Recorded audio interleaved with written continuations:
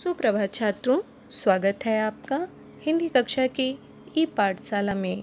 आज की कक्षा में बच्चों हम पढ़ेंगे क्रिया विशेषण।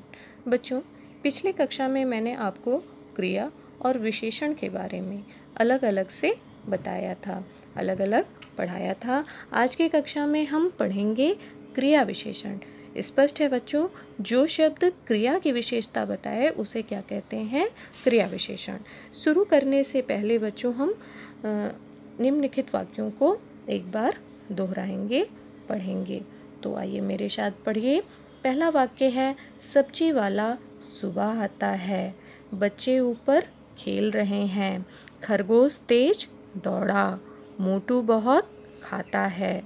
बच्चों, निम्नलिखित वाक्यों में सुबह, ऊपर, तेज और बहुत, ये सारे शब्द इनमें आई क्रिया की विशेषता बता रहे हैं। इन वाक्यों में आई क्रिया की विशेषता बता रहे हैं। तो इसलिए बच्चों ये सारे शब्द कैसे शब्द हुए? क्रिया विशेषण। तो स्पष्ट हो गया बच्चों, क्रिया की परिभाषा है। एक वाक्य में हम कह सकते हैं कि जो शब्द है ना, जो शब्द क्रिया की विशेषता बताए उन्हें क्रिया विशेषण कहते हैं। तो आइए आगे बढ़ते हैं। क्रिया विशेषण मुख्यतः बच्चों 4 प्रकार की होती हैं। इनकी 4 प्रकार की विशेषता होती है। तो आइए इनके बारे में जानते हैं। पहला है समय संबंधी विशेषता। कुछ क्रिया विशेषण क्रिया के होने का समय बताते हैं, जैसे आजकल, सुबह, शाम, अभी, जब। ऐसे शब्द बच्चों समय, जो किसी टाइम को या किसी समय को बोध कराएं, वो शब्द कैसे शब्द होते हैं? समय संबंधी क्रिया विशेषण। आगे बढ़ते हैं बच्चों। अगला है स्थान संबंधी विशेषता बताने वाले शब्द। तो स्पष्ट है, जो शब्द क्रिया के स्थान का बोध कराए, उसकी विशेषता बताए, तो ऐसे शब्दों को हम क्या कहते हैं? ऐसे शब्दों को हम क्या कहेंगे? क्रिया विशेषण। जैसे नीचे, ऊपर, इधर, उधर, यहाँ, वहाँ, कहाँ आदि।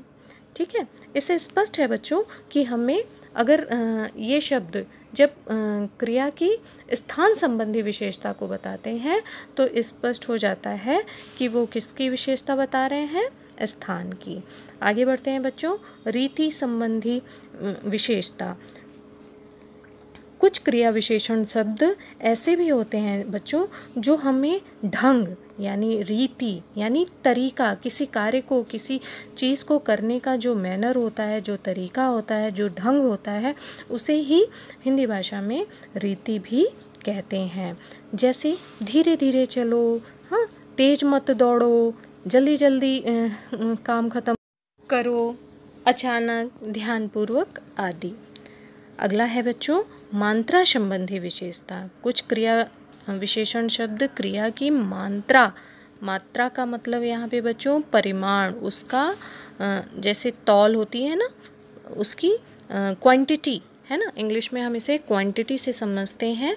जो मात्रा संबंधी विशेषता बताते हैं यानी परिमाण संबंधी विशेषता बताते हैं, वो ऐसे शब्द क्रिया विशेषण कहलाते हैं। जैसे कम, ज़्यादा, काफ़ी, अधिक आदि।